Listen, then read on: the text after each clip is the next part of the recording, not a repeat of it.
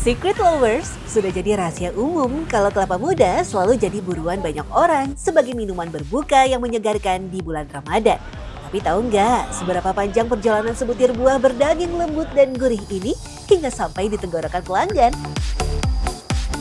Semut, banyak semut terang-terang itu, semut merah. Itu paling susah. Soalnya kan kita dikerumutin semut gitu kan, jadi agak lambat.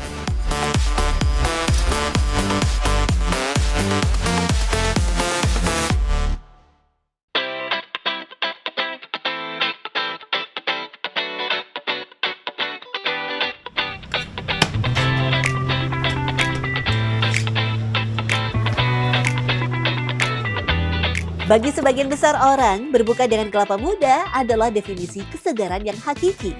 Eits, ini bukan tanpa alasan ya Secret Lovers. Karena secara medis, kandungan elektrolit alami dalam air kelapa memang mampu mengembalikan cairan tubuh yang hilang setelah seharian berpuasa. Kan udah seharian puasa ya kan, terus biar kebutuhan cairannya juga terpenuhi, terus seger juga. Buat buka puasa Kak, buka puasa iya sekeluarga. Soalnya kan kelapa identik sama buka puasa ya Kak, jadi seger gitu loh maksudnya. Jadi nggak heran kalau permintaan kelapa muda selalu melambung tinggi, terutama di kota metropolitan seperti Jakarta. Salah satu tempat berburu kelapa muda di ibu kota ada di sepanjang Jalan Gria Utama Pademangan Timur, Jakarta Utara.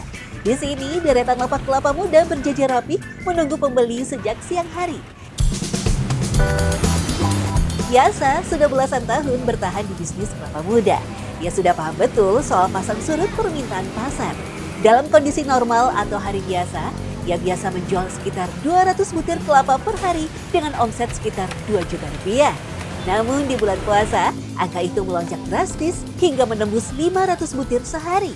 Omsetnya pun ikut meroket, biasa bisa mengantongi 5 juta rupiah per hari. Ya, kebanyakan nyari buat takjil, buat buka puasa gitu. Lebih segar ya. Kelapanya ini biasanya kalau buat minum ini 3/40. Kalau ibaratnya contoh ke kita, soalnya kan kebanyakan juga kita supplier restoran. Tak heran, Yasa harus siap stok kelapa muda di lapaknya. Tiap 2 hari sekali, warungnya dipasok dari Serang, Banten hingga 2.000 butir kelapa. Selain untuk pembeli yang datang langsung, ia juga harus memenuhi permintaan restoran dan hotel yang jadi pelanggan tetapnya. Ternyata dari kebun kelapa inilah ribuan butir kelapa yang dijajakan para pedagang di ibu kota berasal. Ya, tepatnya di Kecamatan Petir, Serang, Banten. Lokasi ini jadi salah satu jantung pemasok kelapa muda di Jakarta. Acam dan Ahmad sudah 30 tahun menjadi petani kelapa. Sejak pukul 9 pagi, dua kakak beradik ini sudah bersiap memanen buah kelapa muda di kebun.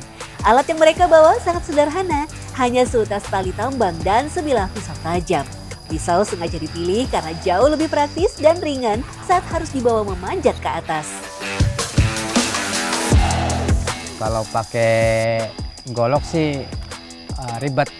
Ribetnya kalau posisinya sempit doang, lagi posisi kelapa banyak, posisi ininya kan sempit gagangnya.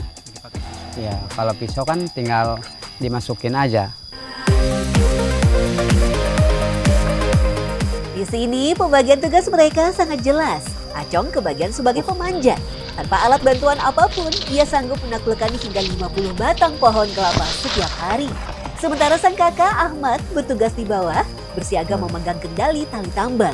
Saat Acong selesai memotong tandan kelapa di puncak pohon, Ahmad akan mengereknya secara perlahan. Tugas Ahmad sangat krusial, mengingat buah kelapa muda sangat mudah pecah. Jika pecah sampai ke tanah, maka kerja keras Acong di atas pohon akan sia-sia karena kelapa itu tidak akan laku dijual. Semut, banyak semut terang-terang itu, semut merah. Itu paling susah. Soalnya kan kita dikerumutin semut gitu kan. Jadi agak lambat. Licin nggak bisa kita manjat. Cuaca lah, kalau misalnya kayak begini nggak mendukung, tuh baru nggak bakalan dapat banyak. Gitu, ngambil juga. Di atas ketinggian, Acong tidak bisa asal tebas. Ia harus jeli memilih mana kelapa muda yang siap panen dan mana yang harus ditinggal. Biasanya dalam satu pohon ada sekitar 5 tandan kelapa yang bertumpuk. Semakin ke atas, usia kelapa akan semakin muda. Acong akan mencari 2 atau 3 tandan yang posisinya tepat di atas kelapa paling tua. Soalnya, kelapa inilah yang paling pas usianya untuk dijadikan minuman favorit orang-orang. Setiap satu tandan berisi sekitar 10 hingga 15 butir kelapa. Dari satu pohon, Acong bisa menurunkan sekitar 30 hingga 40 kelapa muda. Secret Lovers, semua pekerjaan mulai dari memasang tali hingga memotong tandan kelapa dilakukan Acong hanya dengan satu tangan aja loh. Sementara tangan lain harus terus berpegangan erat pada pelepah agar tubuhnya tidak terhempas jatuh. Makanya kita itu ngambil kelapa jangan ngadep ke kelapa posisinya. Jadi kalau misalnya kita ngadep ke kelapa, posisi kita begini nih. Nih, jadi nonggongin pohonnya ibaratnya kan. Tuh, kalau misalnya patah kan tangan kita nggak megang, nggak ngelihat kan, langsung sekaligus plak kan. Si daun kelapanya itu ke bawah kita kan. Iya. Begitu tandan kelapa terlepas, Ahmad mulai mengerek tali tambang secara perlahan. Ia harus menakar kekuatan tangannya agar beban puluhan kilogram itu turun dengan mulus. Sesampainya di tanah, Ahmad segera melepaskan ikatan tali dan mengamankan buah-buah kelapa yang sudah dipanen. Proses ini terus berulang hingga keduanya selesai memanen sekitar 10 pohon. Selanjutnya, semua hasil panen dipindahkan ke mobil bak terbuka dan dibawa pulang ke rumah untuk disortir. Dalam sehari, proses bolak-balik dari kebun ke rumah bisa 2 hingga 5 kali tergantung pesanan. Kalau bulan puasa biasanya rame pertengahan itu. Iya, sampai mentok lah mau lebaran. Kalau puasa itu, kalau lagi lancar itu tiap hari itu ngambil 1000 gitu.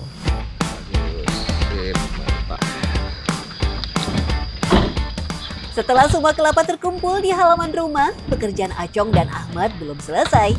Mereka harus memastikan kelapa-kelapa panenannya tetap dalam kondisi prima hingga waktu pengiriman. Sebenarnya, kelapa yang sudah dipanen punya daya tahan cukup lama, bisa sampai 5 hari. Syaratnya tak boleh dibiarkan langsung terpapar matahari atau kehujanan. Jadi, Ahmad selalu menutup rapat tumpukan kelapa menggunakan terpal besar. Selain untuk menjaga kesegaran air di dalamnya, terpal juga melindungi kulit kelapa biar tetap terlihat segar dan tidak kusam. Kalau kulitnya sudah coklat atau kering, biasanya harga jualnya bisa jatuh. Para agen besar yang menyuplai kebutuhan kelapa muda di Jakarta akan datang membawa truk atau mobil bak sesuai dengan jumlah pesanan yang sudah disepakati sebelumnya. Di hari-hari normal, setiap butir kelapa dari petani dihargai Rp3.000. Namun saat bulan Ramadan, harga kelapa bisa melonjak jadi Rp6.000 per butir. Jailani, salah satu agen besar kelapa di ibu kota. Di bulan puasa, ia harus bekerja ekstra karena permintaan kelapa yang meroket tajam. Jika di hari-hari biasa, Jailani hanya mengirim sekitar 2 mobil per hari dengan intensitas pengiriman hanya sekitar 5 kali dalam seminggu, di bulan Ramadan, Jailani harus mengirim minimal 3 mobil setiap hari tanpa jeda. Ya, 7 hari dalam seminggu tanpa henti. Kalau kalkulasi omset, kita kan ngambil itu paling sebutir 2.000. Berarti 1.000 itu kenanya kalau kita ngambil 2.000 2 juta patokannya. Tapi belum BOP gitu kan, udah potong BOP sama supir gitu. Waktu terbaik untuk pengiriman adalah malam hari karena dengan beban ribuan butir kelapa yang sangat berat, suhu udara malam yang dingin membantu menjaga kondisi ban agar tidak terlalu panas saat bergesekan dengan aspal. Selain itu, jalanan Jakarta yang terkenal macet mulai lengang di tengah malam. Setibanya di Jakarta, Jailani dan para pekerja tidak bisa langsung beristirahat. Mereka harus segera mendistribusikan kelapa ke sejumlah titik pemesanan. Mulai dari Monas, Kemayoran, hingga titik terbanyak yang ada di kawasan Pasar Baru. Wah, lumayan jauh ya perjalanan 1 butir kelapa sebelum sampai ke tangan kita. Mulai dari si pemanjat yang bertaruh nyawa di atas pohon, hingga perjalanan malam menuju jalanan ibu kota.